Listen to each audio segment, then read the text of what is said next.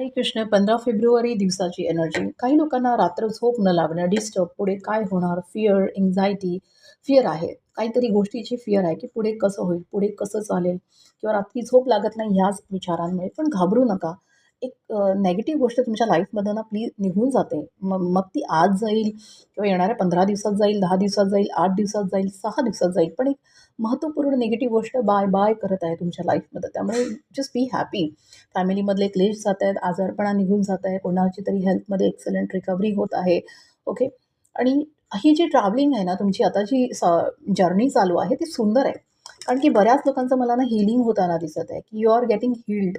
आतापर्यंत ज्या गोष्टीत काम करत आहात ना, फिअर, डाऊट्स होते, एन्झायटी होती, पण तुमचं हीलिंग पण मला होताना खूप सुंदर दिसत आहे. काही लोकं खूप मेहनत करतील, आज काम करतील, एक पैसा कमवण्यासाठी मेहनत करतील. Okay. So healing is a best thing.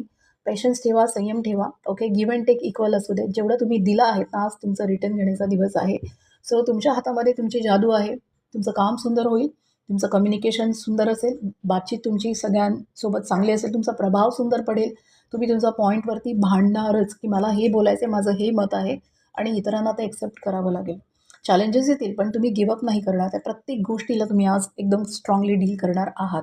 एखादा फोन कॉल, एखादा सुंदर मेसेज किंवा डेटवर जाण्याचं प्रपोजल किंवा ड्रीममध्ये असाल पार्टनरच्या सोबत, अशी एनर्जी पण मला दिसत आहे.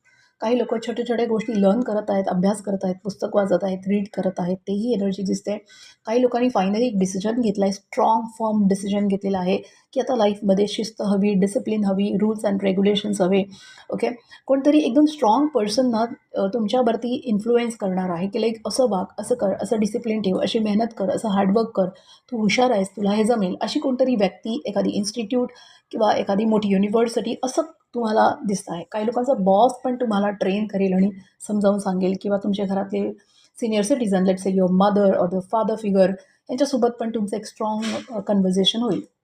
Okay. So ultimately end of the day तुम्हाला माहिती आहे, की कधी भावना वापरायची, कधी तुमची कम्युनिकेशन वापरायचं आहे, कधी कुठे एनर्जी वापरणार आणि कुठे कधी पैसा वापरणार. कारण की तुम्ही आज एक कुठल्या ना कुठल्या गोष्टीचं बीजारोपण करणार आहात आणि अल्टिमेटली जेव्हा त्याचं झाड सुंदर उगवेल, त्याच्यानंतर तुम्हाला जो फळ मिळणार आहे, ते एकदम स्ट्राँग असेल आणि स्टेबल असेल.